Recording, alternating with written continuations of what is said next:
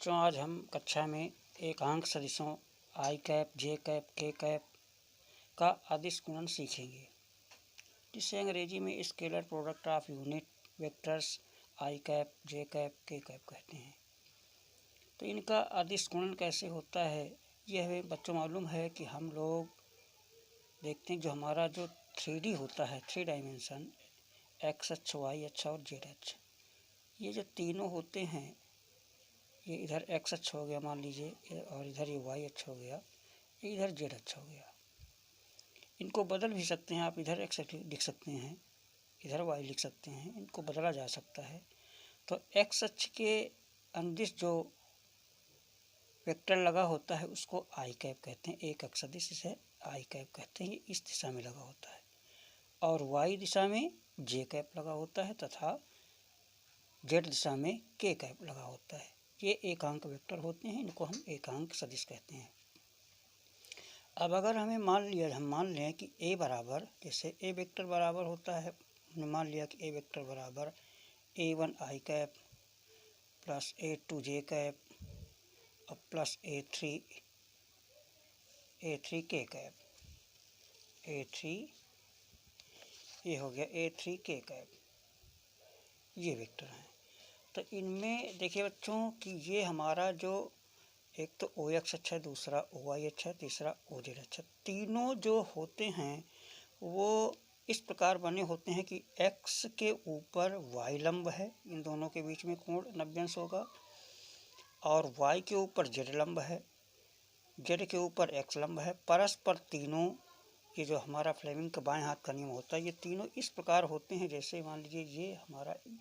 ये है, ये वेक्टर देखिए हम दिखा रहे हैं इसे, ये है, और एक ये हो गया हमारा ये वेक्टर, ऐसे हो गया। ये तीनों परस्पर दोनों के बीच में देखिए 90 अंश का कोण है, इसके बीच में 90 अंश का कोण है, इसके बीच में भी 90 अंश का कोण है। तो ये तीनों 90 अंश के कोण पर लगे हुए होते हैं। अब हमें मालूम है कि अगर हम इसको लिखें, एक्स अक्ष के जो अंदिश लगा हुआ है, तो इसमें देखिए केवल आई कैप है, और तो A1 आई, यहाँ पे 1 है इसका गुणांक, तो आई कैप हो जाएगा। और ये स्वयं है इधर, और इधर है ही नहीं। तो इसको अगर हम एक ए वेक्टर लिखें, इसको बी वेक्टर लिखें, इसको सी वेक्टर लिखें, तो इसे हम ए वेक्टर जब इसको लिखेंगे तो ये लिखेंगे ए वेक्टर बराबर, ये लिखेंगे कि इसका जो गुणांक है ये आई कैप, और इसका गुणांक 1 है, और इधर 1 तो 0 जे कैप हो जाएगा, प्लस 0 के कैप हो जाएगा। तो हमें मालूम है कि जैसे आई कैप जो होता है, इसका मान मॉड ऑफ ए आई होता है 1, मॉड ऑफ जो जे होता है हमारा, ये भी 1 होता है, मॉड ऑफ के जो होता है ये भी 1 होता है। इनका मॉडुलस जो निकालते हैं, क्योंकि जे और के का गुणांक तो 0 हो जाएगा और इसका गुणांक 1 हो जाएगा, तो अंडर रूट ये सूत्र होता है हमारा मॉड ऑफ ए, जैसे निकाला जाएगी तो mod of A equal to होता है under root A1 square plus A2 square plus A3 square. तो यहाँ पे A1 तो दिया है 1, और A2 तथा A3 0 हैं, जो इसमें निकाला जाएगा आई का मॉडुलस, तो ये 1 आएगा इसको, इसीलिए इसको कहते हैं एकांक सदिश आई जे के का अदिश गुणन। तो एकांक उसे कहते हैं जिसका मॉडुलस 1 हो, जिस वेक्टर का, ये हमारा एकक सदिश है, जिसका मान 1 हो उसे एकक सदिश कहते हैं। अब देखिए जैसे हम निकालते हैं आई डॉट आई, जब इसको निकालते हैं आई डॉट आई, यहाँ पे निकालते हैं I vector dot product I vector, this equal to ये 1 हो जाता है, और इसे हम ये भी लिख सकते हैं जे डॉट जे बराबर के डॉट के वेक्टर, ये बराबर 1 होता है। I dot J vector, I vector dot product J vector equal to J vector dot product K vector, और equal to K vector dot product I vector. इसको अगर इस क्रम से लिखें, जैसे देखिए ये आई और ये जे और इधर के लिख दें, इसको पलट करके अगर लिख दें, इसको पलट करके लिख दें, इधर से चलें ऐसे, इस दिशा में, पहले तो इस दिशा में चले आई डॉट जे, जे डॉट के डॉट आई, और इसे पलट दें। इसे हम ये भी लिख सकते हैं, या इसको हम लिखते हैं आई डॉट जे को लिख दें जे डॉट के, और के डॉट आई, और ये कितना है, ये आई डॉट जे, जे डॉट के डॉट आई। अब आई डॉट जे का जब पलटेंगे आई डॉट जे, तो ये कितना हो जाएगा, आई dot J, J dot I होगा, और इसको लिखेंगे हम के डॉट जे लिखेंगे, और इसको लिखेंगे, ये इसको लिखेंगे आई डॉट के वेक्टर लिखेंगे। इसका मान 0 हो जाता है, ये 0 हो जाता है। कैसे हो जाता है 0, यही हम देखेंगे कि अगर हम निकाल रहे हैं कि I vector dot product I vector, तभी हमने पीछे वीडियो में हम लोगों ने पढ़ा था कि I vector dot product I vector का अदिश गुणन क्या होता है, ये होता था आपका mod of I vector into mod of इसका बी वेक्टर, तो बी के स्थान पे आई है तो यहाँ भी लिखेंगे आई वेक्टर, इंटू काज 90 होगा, सॉरी इसमें यहाँ पे 0 होगा। आई के ऊपर, अगर आई के ऊपर आई है तो दोनों के बीच में क्या होगा, दोनों के बीच में 0 अंश है, तो यहाँ पे लिख देंगे काज 0। तो इसका मान हमने देखा था आई डॉट आई, या आई डॉट, इसको आई स्क्वायर भी लिख सकते हैं, आई वेक्टर का स्क्वायर भी लिखा जा सकता है। और इसका मान कितना, अगर एकांक वेक्टर देखा जाए तो इसका मान 1 होता है, ये 1 इंटू 1 और इंटू 1, तो दिस इक्वल टू 1 हो जाएगा। इसी प्रकार बच्चों जे डॉट जे निकालेंगे, तो जे, जो जे डॉट जे होगा उसमें क्या लिखेंगे, जे डॉट जे में जब निकालेंगे जे डॉट जे, तो यहाँ पे लिखेंगे जे कैप डॉट प्रोडक्ट, फिर जे मॉड ऑफ, सही mod of J vector into mod of J vector into cos, इसमें भी 0 अंश बनेगा, तो इसका भी मान हो जाएगा हमारा जे का 1 हो जाएगा, इसका मॉड ऑफ 1 हो जाएगा जे का, और जे का इसका भी 1 हो जाएगा, और इसका 0 का मान भी 1 हो जाएगा, तो दिस इक्वल टू 1 आ जाएगा। इसी प्रकार के का निकाल सकते हैं, और इन दोनों को जब निकालते हैं देखिए कि आई डॉट जे जब निकालेंगे तो इन दोनों के बीच में 90 अंश का कोण होगा। अगर हम निकालें I dot I vector dot product J vector, this equal to हो जाएगा I vector mod of I vector into mod of J vector into cos, इन दोनों के बीच में देखिए ये दोनों के बीच में 90 अंश का कोण है, तो इनके बीच में हो जाएगा काज 90 हो जाएगा। और यहाँ पे आई माड क्या है 1 है, जे का माड क्या है 1 है, और काज 90 का मान 0 होता है, तो किसी भी राशि को 0 से गुणा करेंगे तो इसका मान पूरा 0 हो जाएगा। इसी प्रकार हम जे डॉट के का निकाल लेंगे, इसके बीच में भी 90 अंश का कोण है, तो जिनके बीच में 90 अंश का कोण होता है तो काज 90 का मान 0 होता है। तो जो हमारी अदिश गुणन की परिभाषा है, उस अदिश गुणन की परिभाषा के अनुसार हम निकाल लेते हैं कि I dot I equal to J dot जे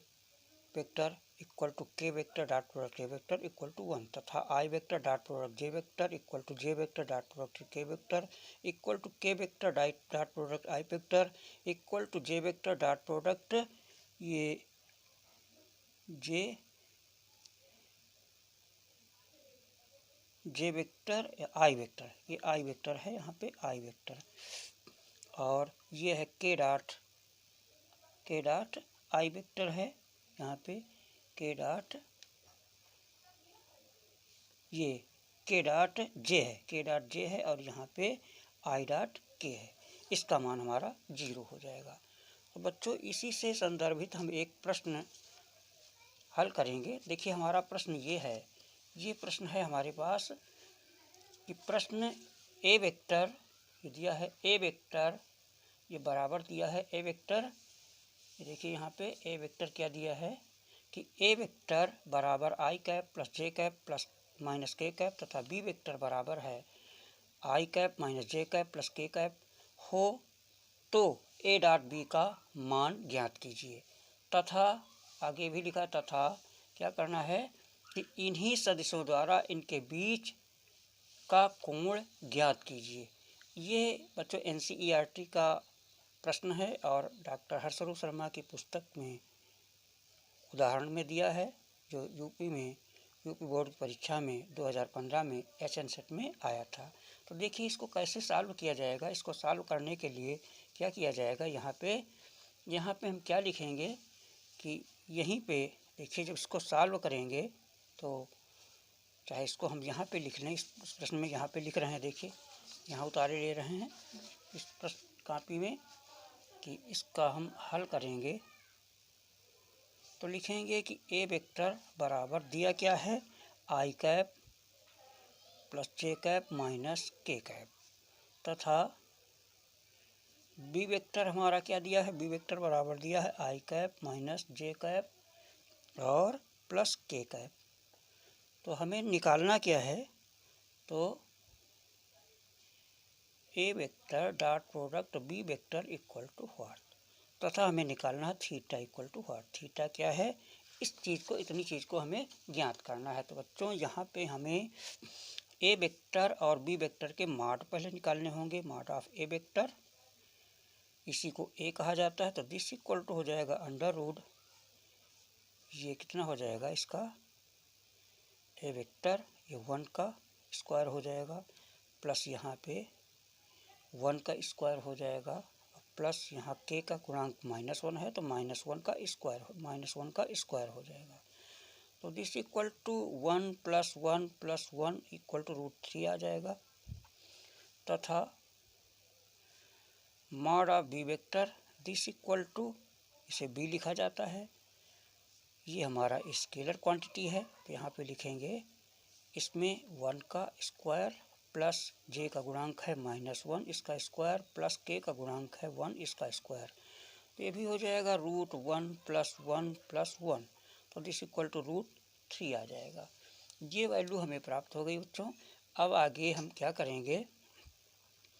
कि इसको निकालने के लिए हम लिखेंगे, पहले डॉट प्रोडक्ट निकालेंगे, तो A vector dot product B vector जब निकालेंगे तो लिखेंगे I cap plus J cap minus K cap dot product, फिर क्या लिखेंगे, बी वेक्टर लिखेंगे I cap minus J cap plus K cap. अब बच्चों इसको हम वितरण नियम से खोल देंगे, आई से पहले इसमें पूरे में करेंगे तो लिखेंगे I dot product I vector minus J vector और प्लस के वेक्टर, फिर प्लस जे वेक्टर लिखेंगे ये, और इसके बाद लिखेंगे डॉट, फिर यही उतार देंगे आई वेक्टर माइनस जे वेक्टर प्लस के वेक्टर, इसके बाद माइनस के वेक्टर लिखेंगे और डॉट प्रोडक्ट फिर लिख देंगे ये आई कैप माइनस जे कैप और प्लस के कैप। अब बच्चों ध्यान दीजिए, यहाँ पे आई डॉट आई हो जाएगा, ये आई डॉट आई हो जाएगा, और यहाँ पे ये हमारा माइनस आई डॉट जे हो जाएगा, और ये प्लस आई डॉट के हो जाएगा। इससे खोलिए तो प्लस जे डॉट आई हो जाएगा, और ये जे डॉट माइनस है, यहाँ पे माइनस, तो जे प्लस माइनस माइनस हो जाएगा, जे डॉट जे हो जाएगा, और फिर ये प्लस जे डॉट एक के हो जाएगा, जे डॉट के हो जाएगा। इसके आगे फिर माइनस के से करेंगे तो माइनस के डॉट आई हो जाएगा, फिर आगे माइनस माइनस से प्लस हो जाएगा, के डॉट जे हो जाएगा, और फिर माइनस से हो जाएगा के डॉट के हो जाएगा। बच्चों अभी हमने देखा कि आई डॉट आई बराबर 1 हुआ था, आई डॉट आई बराबर आपने देखा था आई डॉट बराबर 1, और ये आई डॉट जे -0 हो जाएगा, ये भी 0 हो जाएगा, और ये भी हमारा 0, जे डॉट आई ये भी 0 हो जाएगा, और जे डॉट जे, जब जे डॉट जे हमारा आएगा तो ये हमारा -1 हो जाएगा, और जे डॉट के ये 0 हो जाएगा, माइनस के डॉट आई ये भी 0 हो जाएगा, के डॉट जे ये भी हमारा 0 हो जाएगा, माइनस के डॉट के ये -1 हो जाएगा। तो ये -1 और ये +1 कैंसिल आउट हो जाएगा बच्चों। अब हमारा बचेगा क्या, यहाँ पे बचेगा -1, तो हम लिख देंगे अतः ए वेक्टर